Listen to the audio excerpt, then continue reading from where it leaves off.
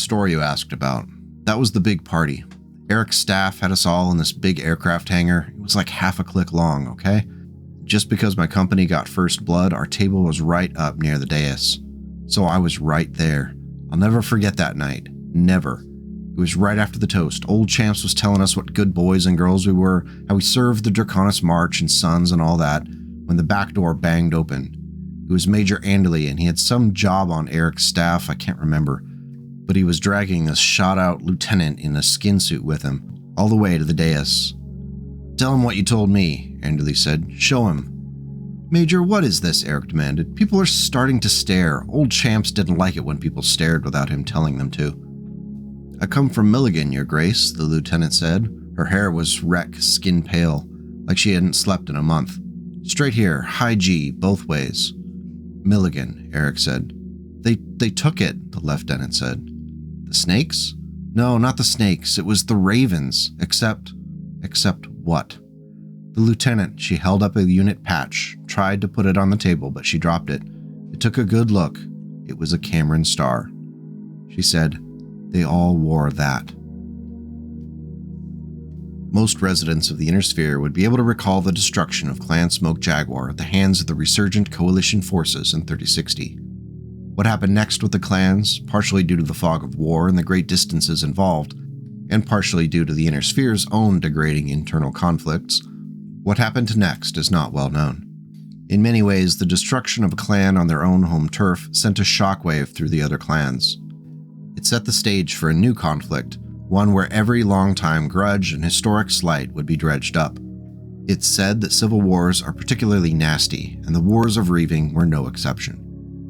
With Clan Smoke Jaguar gone, the balance of power across the clan homeworlds shifted as some clans sought to incorporate former Jaguar assets into their own clan's holdings, while others started to see no future among the homeworlds and quietly began preparations to move away from the coming storm. Though not as savvy and sly as the Ghost Bears were, it gradually became obvious to the leadership of Clan Snowraven that their time among the clan homeworlds was coming to an end. Preparations to leave included sending exploration fleets across the edges of the periphery in search of a possible location where the Ravens could carve themselves an existence far from the machinations of the Steel Vipers and Clan Star Adder. When the smoke cleared temporarily in 3075 and the IlClan declared a moratorium on all interclan conflict, the devastation was widespread. Long gone were the days when clan trials would avoid causing unnecessary destruction to civilian and industrial targets. It had been a nasty and brutish conflict that saw the destruction of Clan Ice Hellion and Clan Fire Mandrill, along with untold damage to the other clans who were each significantly weakened. However, by this point, the Ghost Bears, Snow Ravens, and Diamond Sharks were gone. Most, if not all, of their assets were squirreled away in fleets of jump ships and warships. Their futures were now disconnected from the clan homeworlds. The bridges were burned, and there was no going back. When a Snow Raven fleet encountered the aerospace assets from the Outworlds Alliance, it triggered one of the most bizarre events in the post-3060s. The Snow Ravens stumbled upon the Outworlds Alliance jump ship and saw an opportunity for an easy win. They staged a trial of possession for it. The easy win turned into an unexpected brawl, and the 3A fighters beat the Snow Ravens handily. Instead of claiming the jump ship anyway, the Snow Ravens offered friendship with the Outworlds Alliance. This unlikely connection aided both sides, as the Snow Ravens could use recharging stations and supplied Outworlds Alliance systems, and the Alliance received technical assistance in refurbishing an old Star League-era naval yard at Quatre Belle. Snow Raven naval assets also ended up defending many Outworlds Alliance planets from pirates. By 3079, the distinction between Clan Snow Raven and the Outworlds Alliance was increasingly fuzzy. The Ravens settled across planets of the Alliance, incorporated industry, economy, and even fought together to drive off incursions. The region was largely spared by the actions of the Word of Blake, which didn't see the largely pacifistic Outworlders as a threat. This allowed the Ravens to quickly update and ramp up industrial production using clan-grade technology. Though the two societies have made a significant effort to integrate wherever possible, uniting two very different groups requires lots of building of trust and time to see the results of that cooperation. There's some questions from outsiders considering just how much cooperation there is going on between the Ravens and Outworlders. Some even propose it's more of a master and servant relationship. There was a referendum held to gauge support for continued integration, and it passed, but with a very low voter turnout. It's all a bit bizarre from an outsider's perspective. This is where the War Crow comes into the picture. At the dawn of the IlClan era, almost 100 years later, the Raven Alliance has been continually rebuilding both their aerospace assets, but also bolstering and reinforcing the ground forces of its held worlds. Khan Sterling McKenna is convinced that war is on the horizon. Located on the edge between the Draconis Combine and the Federated Suns, the Raven Alliance has plenty of concerns as the conflict between those two houses continues to burn. Capitalizing on this temporary reprieve and pressure was seen as important, and in December of 3144, 2 new Omni-Mech designs were commissioned. One of them, the War Crow, was seen as an opportunity to create a generalized platform that could be adapted to a wide range of needs. If you're a fan of the channel, you know I harbor a lot of love for the generalist Battlemechs. Weighing in at 70 tons, the War Crow seeks to find that sweet spot in heavy Battlemechs between speed, armor, and ability to render others into smoking wreckage. The Raven Endosteel WC1 frame saves weight at the cost of space, and the Redline 350 XL makes it possible for the War Crow to move at a swift 86 km per hour.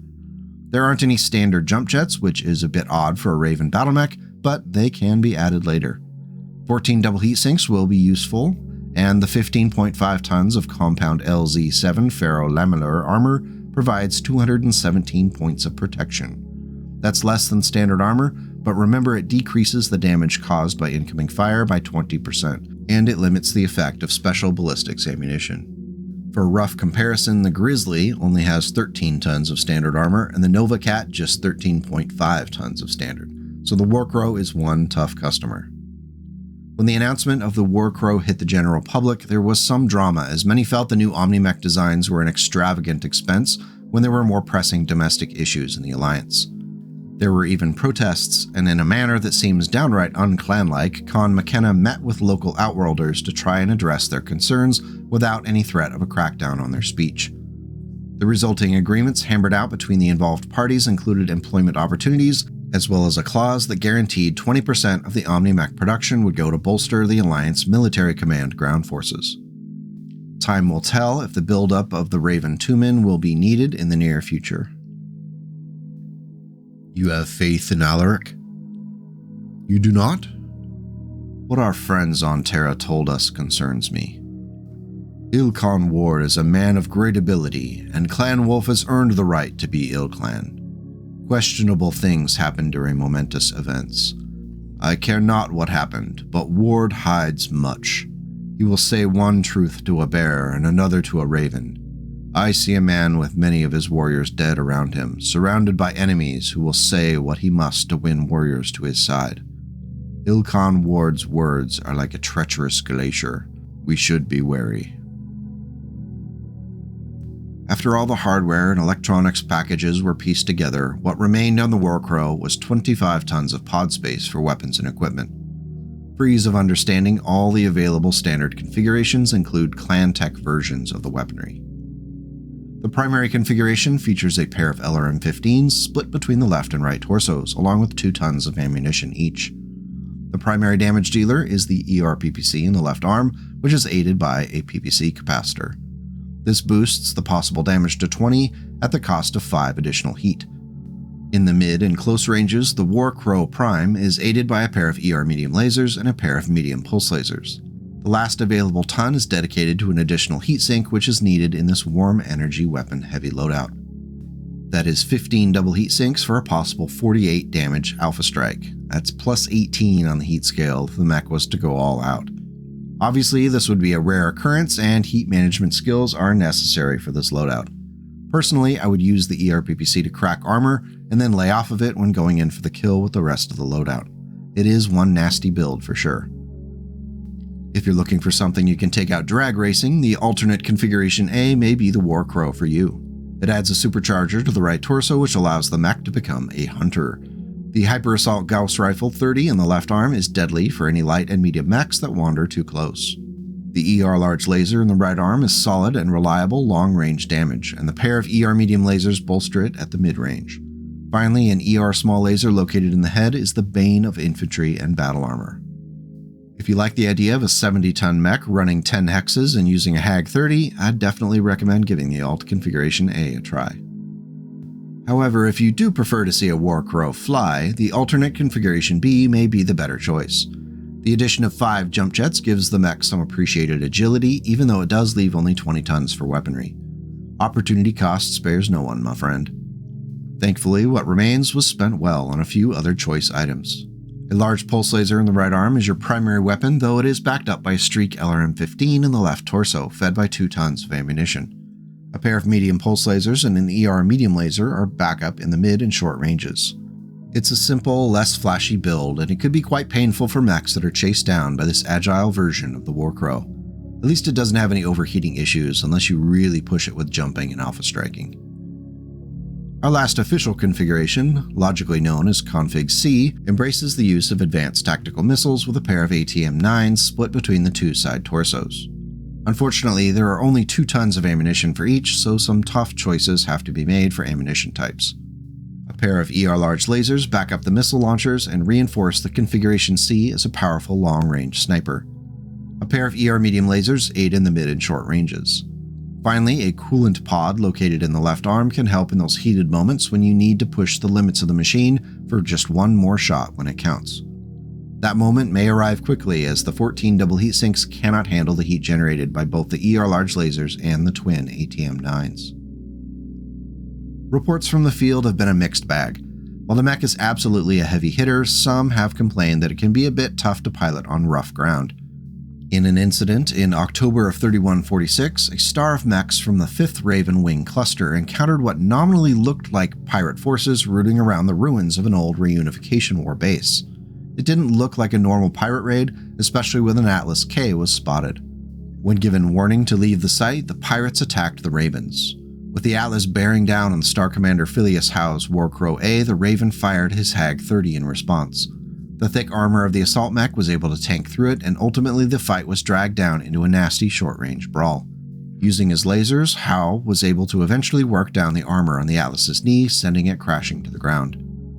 In another incident, a Warcrow painted in the livery of the mysterious bounty hunter was encountered on a planet along the distant border between the Federated Suns and the Capellan Confederation. How it got there is definitely a question for the ages. When the mech was confronted by a Davion Mechwarrior, a one-on-one match ensued between the green Warcrow and the Davion's Lightning. The battle ROM footage shows the Warcrow shrugging off hits from PPC and Gauss rifle fire that should have been devastating. Ultimately, the Davion mech was destroyed when the Lightning's Gauss rifle was damaged and exploded. The last recorded message from either Mechwarrior and the Lightning's cockpit recorder included a cryptic statement from the Warcrow's Mechwarrior which read, "For Angela, with regards from the 6th," just before the Davion Mechwarrior was killed in his cockpit with a laser coup de grace. Now before we go, there has to be a Mechwarrior configuration for the Warcrow, so here we go. This configuration doesn't do any tinkering with the internals of the mech beyond adding one additional heatsink similar to the config A. The MF carries 2 large pulse lasers split between the arms that can hit accurately out to 20 hexes, while it moves in close to start hammering targets with a pair of Streak SRM-6s. Matching the missile range brackets, a pair of medium pulse lasers in the center torso round out a very functional, if steak and potatoes build. It maintains the look of the stock mech while being quite deadly in the mid and short ranges.